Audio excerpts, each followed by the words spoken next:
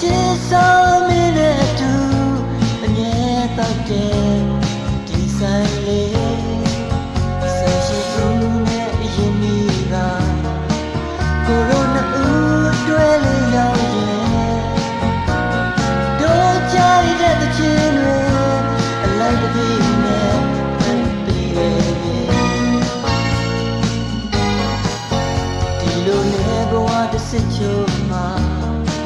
ကိုရိုနာဦးချစ်တဲ့အကြောင်းကိုအချစ်ရမိပါတွေသိရှိသွားရပါစား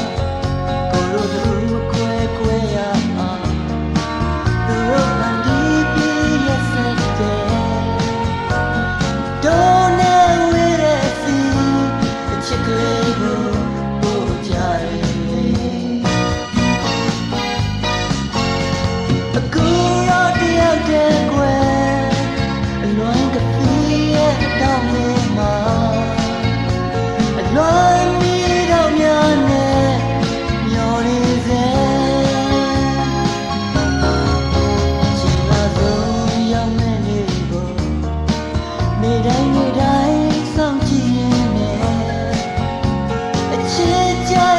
ချင်းတွေ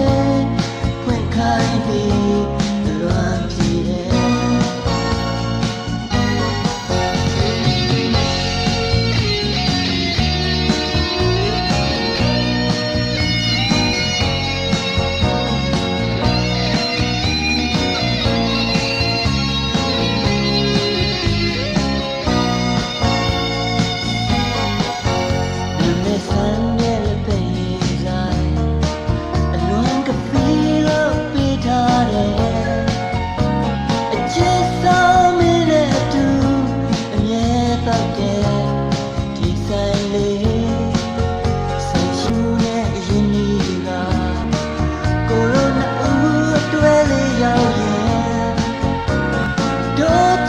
ချင်းတွေ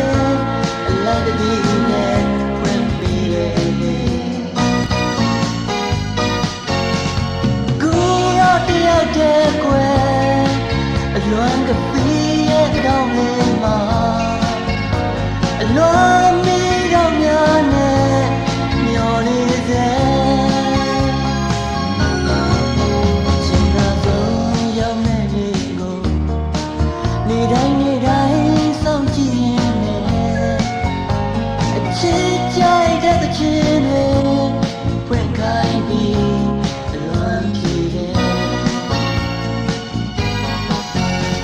အခုတော့တယောက်တည်းကွယ်အလွမ်းကဖီးရဲ့အတောင်